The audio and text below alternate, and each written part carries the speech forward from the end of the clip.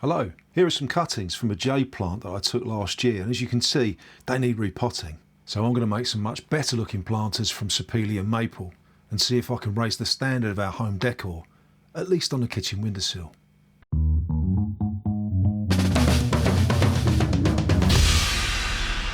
Here is the sapele I'll be using. As you can see, it's just a rough sawn piece of timber at the moment, and I already have some maple strips on hand, so I need to mill this lump down to match. Unfortunately, the wood has a bow in it, and as I don't have a jointer, I'll be using this melamine face board as a sled to run the timber through the planer. First, I'll shim one end to take out the wobble, and then use hot glue to secure the wood down.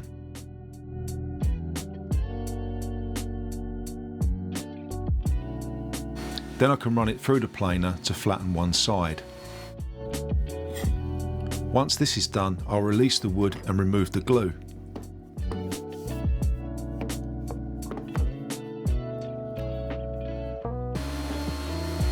Then the other side can be flattened.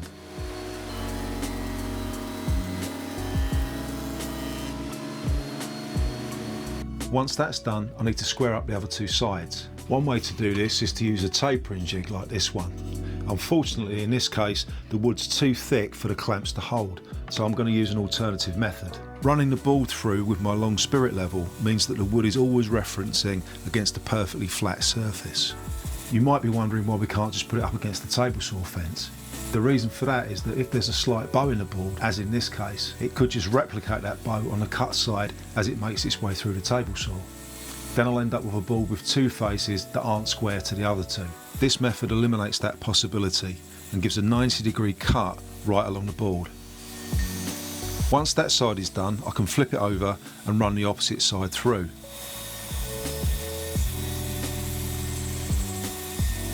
Leaving a perfectly square piece of wood. Next, I need to resaw the wood into strips just over the thickness of the maple that I have.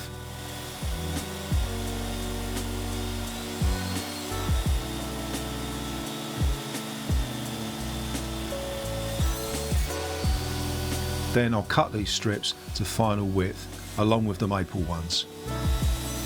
Next, the strips need to be glued up into panels. Each panel will have 3 sapele strips and 2 maple ones. Once these are dry, we can put them through the planer again to get them to their final thickness. In this case, that's 7mm or just over 1/4 inch.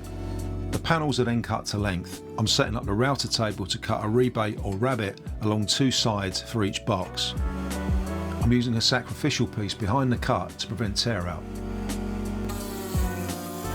The depth of the cut needs to be half the thickness of the panel, and the width needs to be the full thickness of the panel.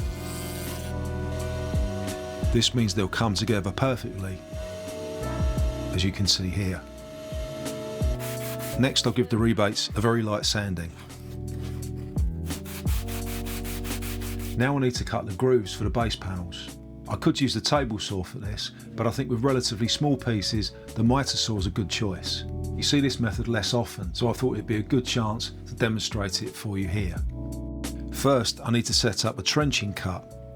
This simply means that the saw blade is stopped from cutting the full depth, allowing grooves and dados to be made. I need to set the depth of cut so that the blade just kisses the wood. This means that these cuts won't be visible once the boxes are assembled. Note the sacrificial fence at the back. I'll tell you more about this in a moment.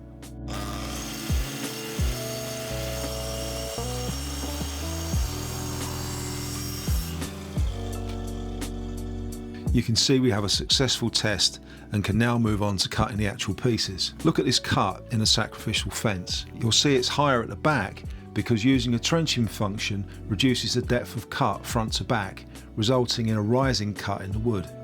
The sacrificial fence brings the workpiece closer, meaning we get the full depth of cut right across the piece. Before starting, I'm setting a stop block so that the cuts are all exactly the same distance from the bottom of the box. Because the blade in my miter saw is narrower than the bottom panel, I'll be adding a 1mm packing piece in front of the stop block to make the first cut. This will be taken out and the panel moved, which will result in a wider cut. Now I'll put the sacrificial fence back in and I'm ready to make my cuts.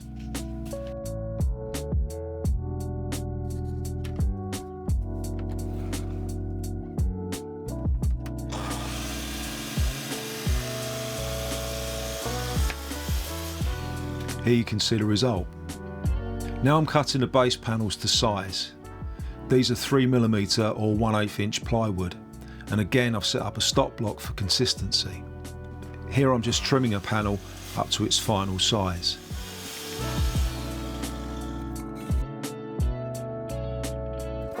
Then moving on to a dry fit to make sure everything is as it should be.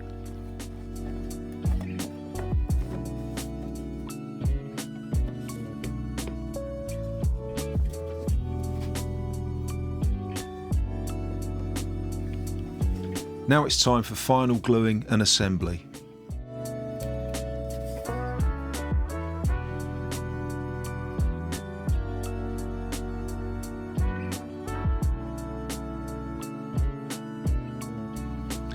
This rather psychedelic brush is a silicone pastry brush with its bristles cut down.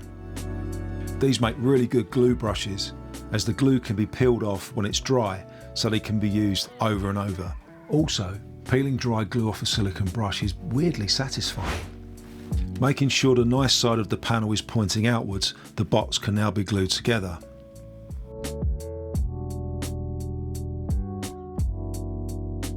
The nice thing about these joints is that it's very easy to keep the box square, as they naturally pull the box into a square shape. I'm using a strap clamp to hold the box, and then adding some other clamps around while it dries.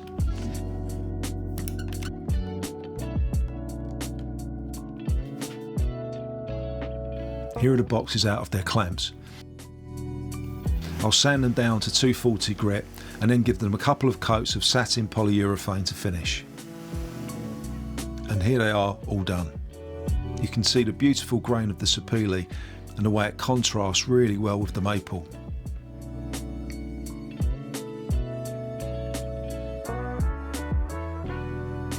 I've 3D printed some custom sized drip trays to sit in the bottom of the planters. Finally, here they are, all planted up and in their new home. Well, I hope you enjoyed that one. Here's another video for you to watch next.